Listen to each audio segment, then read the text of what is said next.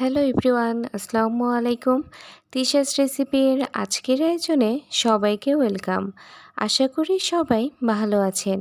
আজকে আপনাদের জন্য নিয়ে এসেছি অল্প সময়ের মধ্যে এবং খুবই সহজভাবে ইলিশ পোলাও রেসিপি। আশা করি ভিডিওটি সবার ভালো লাগবে। চলুন আর কথা না বাড়িয়ে শুরু করা যাক। ইলিশ পোলাও তৈরি করার জন্য এখানে নিয়েছি পেঁয়াজ কুচি, নিয়েছি পেঁয়াজ বাটা, নিয়েছি আদা রসুন বাটা, নিয়েছি জিরা বাটা, নিয়েছি কাঁচামরিচ এবং নিয়েছি কাজু বাদাম বাটা। চুলায় একটা প্যান বসিয়ে দিয়েছি। এবার দিয়ে দিচ্ছি রান্নার রেগুলার তেল। তেলটা একটু গরম হওয়ার পর এবার দিয়ে দিচ্ছি পেঁয়াজ কুচি। এই পেঁয়াজগুলোকে এবার একটু লালচে কালার করে ভেজে নিব। দেখুন পেঁয়াজগুলো ভাজা হয়ে গিয়েছে। এবার দিয়ে দিচ্ছি 1 টেবিল চামচ পরিমাণ পেঁয়াজ বাটা। এবার দিয়ে দিচ্ছি 1 টেবিল চামচ পরিমাণ আদা রসুন বাটা। এবার দিয়ে দিচ্ছি 1 চা চামচ পরিমাণ জিরা বাটা। এবার দিয়ে দিচ্ছি 2 টেবিল চামচ পরিমাণ কাজু বাদাম বাটা। এবার সব কিছুকে ভালোভাবে মিশিয়ে নিচ্ছি।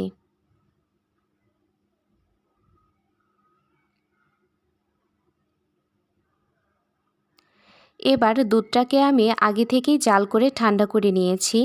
এর মধ্যে লেবু দিয়ে দিয়েছি যাতে একটা ছানা ছানা ভাব হয় এবং এটা টক দইয়ের কাজ করবে।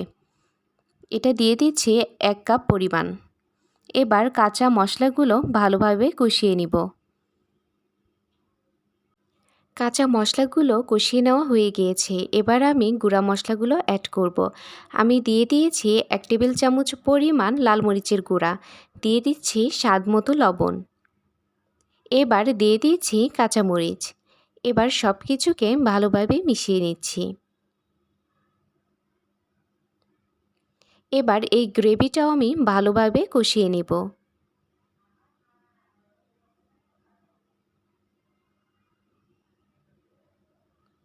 এবার এর মধ্যে দিয়ে দিচ্ছি 1 কাপ পরিমাণ পানি।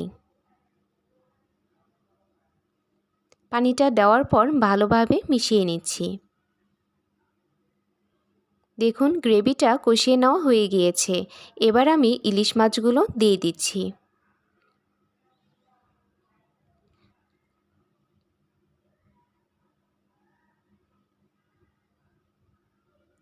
এবার ইলিশ মাছগুলো মশলার সাথে ভালোভাবে মিশিয়ে নিচ্ছি।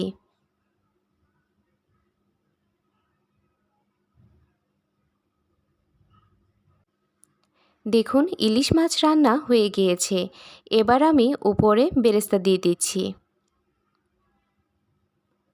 এবার দিয়ে দিচ্ছি 1 চা চামচ পরিমাণ চিনি। চিনিটা অবশ্যই দেওয়ার চেষ্টা করবেন, এতে করে টেস্টটা অনেক ভালো আসে। এবার সব কিছু নেড়েচেড়ে মিশিয়ে নিচ্ছি।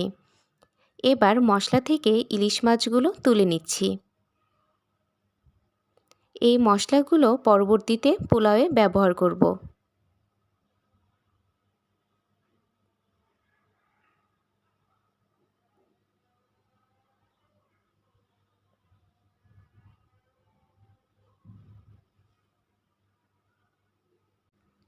এখানে আমি সুগন্ধি পোলার চাল ব্যবহার করেছি। এই চালটাকে আমি ভালোভাবে ধুয়ে পানি ঝরিয়ে নিয়েছি। চুলায় একটা হাঁড়ি বসিয়ে দিয়েছি। এবার দিয়ে দিচ্ছি রান্নার রেগুলার তেল। তেলটা একটু গরম হওয়ার পর এবার দিয়ে দিচ্ছি 3টা দারচিনি আর একটা এলাচ।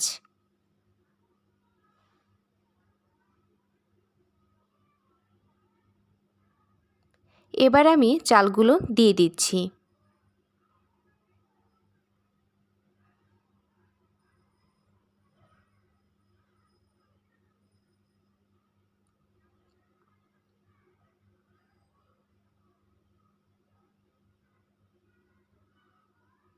এবার এর মধ্যে দিয়ে দিচ্ছি স্বাদমতো লবণ।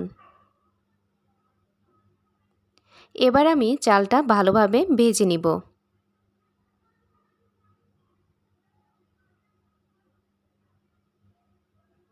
দেখুন চালগুলো ভালোভাবে ভেজে নেওয়া হয়ে গিয়েছে। এবার আমি মাছের গ্রেভিটা দিয়ে দিচ্ছি।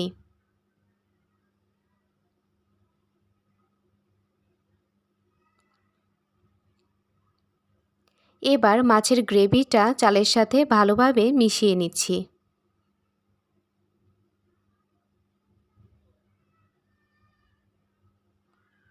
দেখুন ভালোভাবে মিশিয়ে নেওয়া হয়ে গিয়েছে।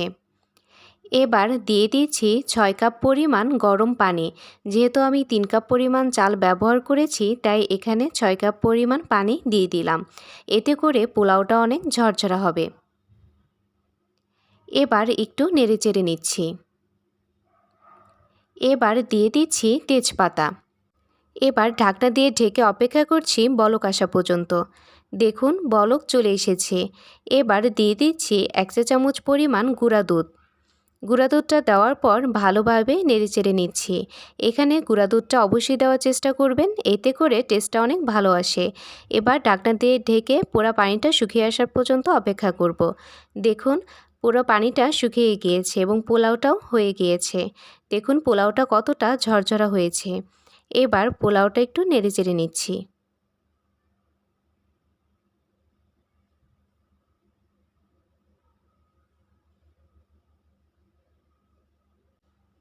এবার এর মধ্যে দিয়ে দিয়েছি 5-6টা আলু বোখরা।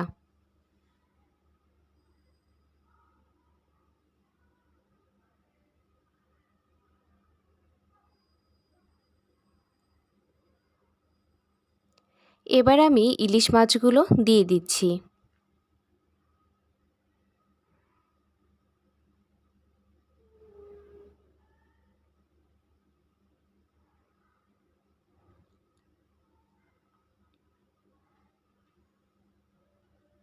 উপরে আমি বেরেস্তা দিয়ে দিচ্ছি।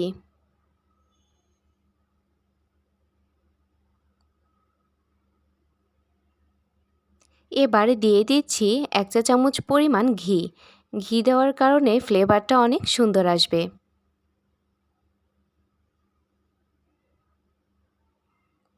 এবার 10 মিনিট ঢাকনা দিয়ে ঢেকে দমে রেখে দিচ্ছি। দেখুন ইলিশ পোলাও তৈরি হয়ে গিয়েছে। আমি এভাবে সার্ভ করে নিয়েছি। তৈরি হয়ে গেল অল্প সময়ের মধ্যে এবং খুবই সহজভাবে ইলিশ পোলাও রেসিপি। আশা করি ভিডিওটি সবার ভালো লেগেছে। ভিডিওটি ভালো লাগলে লাইক এবং সাবস্ক্রাইব করতে ভুলবেন না এবং পাশে থাকা বেল আইকন অবশ্যই প্রেস করবেন নতুন ভিডিও সবার আগে পাওয়ার জন্য। আল্লাহ হাফেজ।